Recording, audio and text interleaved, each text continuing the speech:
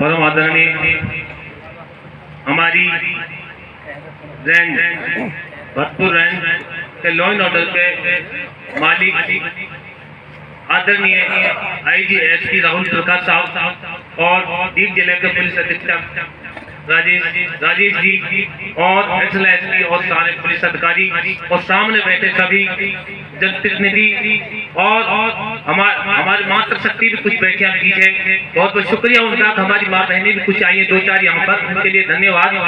और हमारे बीच में बैठे हमारे बहुत बड़ा, बल्कि केवल दारुल उलूम देवबंद के बाद अगर कोई मदरसा है हिंदुस्तान में तो मीर मदरसा के मोहतमिम मौलाना असद साहब, जो हमारे इलाके की बहुत बड़ी शख्सियत है।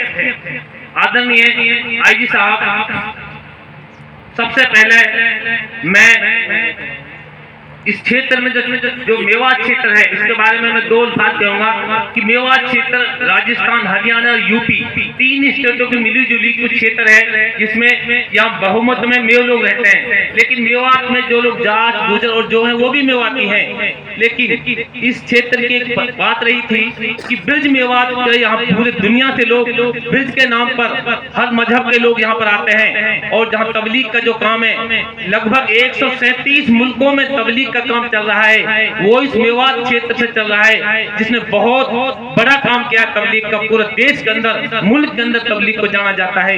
लेकिन आदरणीय आईजी साहब, आपका कार्यकाल यहाँ पर 14, 15, 16 तक जो 26-27 महीने का रहा है, वो वाकई में काबिल तारीफ रहा है। उस वक्त इस क्षेत्र में ट्रैक्टर चोरी, मोटरसाइकिल लूट, छोटी मोटी घटनाएं चलती थी। लेकिन आपने इस तरह का भरतपुर जिले का पुलिस अधीक्षक के नाते इस तरह का अंजाम दिया कि पहाड़वाड़ा क्षेत्र चोरी के लिए बदनाम था, तो आपने 500 आदमी की रेड करके चोरों के ऊपर नकेल लगा दी। और आपका नाम, जैसे कहते एक फिल्म का डायलॉग, बेटा सोचा गब्बर सिंह आ रहा है, आपका नाम उस वक्त चोरों की जबान पर आ गया था और चोरों को रुकना पड़ा मजबूर होकर। आदरणीय आईजी साहब, मैं आपसे निवेदन कर रहा हूं कि जिस तरह मेवात क्षेत्र में ऑयल एक्ट, ऑनलाइन ठगी और साइबर क्राइम के जिस तरह ठगी चल रही है, इसके लिए आपके जो आप जयपुर में भीड़ा दबा के आए, भरतपुर जिले में जो साइबर ठगी का काम चल रहा है उसको रोकने का एक भीड़ा लेकर आए जयपुर से। जैसा कि पूर्व वक्ता भूमि प्रधान साहब ने कहा है कि 95% उस पर आपने काबू पा लिया है। और मैं इस बात की आपकी बधाई देता हूँ, एसपी साहब को भी बधाई देता हूँ। जिस तरह आप लोगों ने साइबर क्राइम के हमारे नौजवान तबका, युवा तबका जो पीतल को सोना बना सकता है, जो जापान की एटीएम मशीन को हैंग कर सकता है, यदि इसको रास्ता दिखाने वाला होता तो गारंटी से आईएएस केस बढ़ता। लेकिन हमारी कमी रही है कि हमारे अगले लोगों ने उनको रास्ता नहीं दिखाया। यदि आज हमारे स्टेट में 2-4 मेयकों में 2-4 आईपीएस है, 1 आध आईएएस है, जो आदमी इतना बड़ी मशीन को हैंग कर सकता है, वो गारंटी से आईपीएस बन सकता था। और दूसरी बात आईजी साहब, मैं आपको बधाई देता हूं इस बात की, गऊ कसी का जो मैटर है उसके लिए मैं दावे के साथ कह सकता हूं कि गऊ कसी का जो आदमी काम करता है, पूरा समाज उससे चिढ़ता है, पूरा समाज उससे नाराज होता है, उसको समाज में कोई दर्जा नहीं होता है। लेकिन आपका दिमाग में ये होती है कि पूरी मेव कौम इस काम को करती है। और उस गऊ कसी के लिए आपने जिस तरह का अंजाम दिया है वो काबिल तारीफ है और काफी हद तक रुक चुका है वो।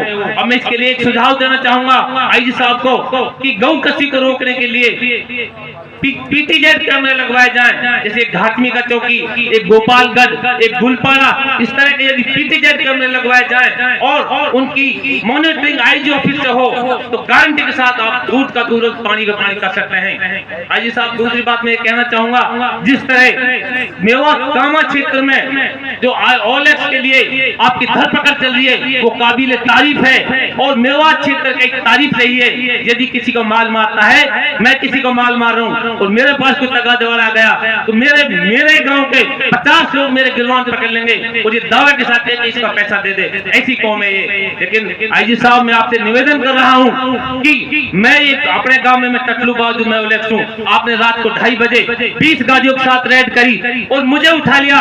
लेकिन मुझे उठाने के साथ मेरी बगल में मेरे ताऊ का लड़का लौट रहा है, वो सोना है, ईमानदार है। एक तरफ मेरा चाचा का लड़का लौट रहा है, वो ईमानदार है। आपकी पुलिस रात को 2:30 बजे उसको भी उठा लेके गई, कोई बात नहीं ले गई, पुलिस को अंतर्यामी नहीं है, लेकिन मेरा मानना यह है कि पुलिस जब थाने में जाकर बंद कर देती रात को 3 बजे, सुबह 8 बजे तक पुलिस पर पूरी खबर आ जाती है। अकबर तो दोषी है, लेकिन शाहरुख और जमीर खान निर्दोष है। आपकी पुलिस उस निर्दोषों को भी उस हद तक घसीटती है जिसकी कोई सीमा नहीं है। आईजी साहब, मैं आपके संज्ञान में लाना चाहता हूँ इस बात को कि चोर को पकड़ो, कतलूबाज को पकड़ो, ऑयलेसबाज को पकड़ो, पूरी कौम आपके साथ है, पूरी कौम आपके साथ है, आपकी मदद करिए। और जिस तरह आपने कहा है कि आप इसमें मदद करें, मैं आपके लिए एक सुझाव दे रहा हूं कि हमारे मेवात क्षेत्र का सबसे बड़ा मदरसा मील है, आप मौलाना अतर साहब से राब्ता करें और एक अपने नेतृत्व में और मौलाना असद साहब की रहनुमाई में एक महापंचायत बुला लें। इंशाअल्लाह साइबर ठगी पे और गौ कसी पे जो कमाबी से रह रही है, उसमें हमारे उलमाओं की बात को लोग ज्यादा कदर करते हैं। मैं गारंटी के साथ कहता हूँ ये 95% जो परसेंटेज है ये इंशाअल्लाह 99% की होगी। बैड एलिमेंट हर समाज में रहे हैं। आदरणीय आईजी साहब, कुल मतदाता की जो बात है उसमें मतदाता भी है, मैं उसके लिए कहना चाह रहा हूँ कि मतदाता हर बूथ पर पानी की और बिजली की व्यवस्था होनी चाहिए। दूसरी बात, जिस तरह आपका पिछला लॉ एंड ऑर्डर रहा है, जिस दिन वोटिंग थी उस दिन आप 40 गाड़ियों को लेकर चलते थे भरतपुर से और पूरे जिले में राउंड मारते थे। एक बैड एलिमेंट के दिमाग में भय हो जाता था और कोई फर्जी वोट डालने की हिमाकत नहीं करता था। इसलिए मैं निवेदन कर रहा हूँ, इंशाअल्लाह अब की बार भी जो आपकी वोटिंग, आपकी उम्मीद पर पूरा मेवात खरा उतरेगा और कहीं किसी तरह का कोई बैड एलिमेंट और बुरी बातें नहीं होगी, सही पूर्ण रूप से मतदान होगा।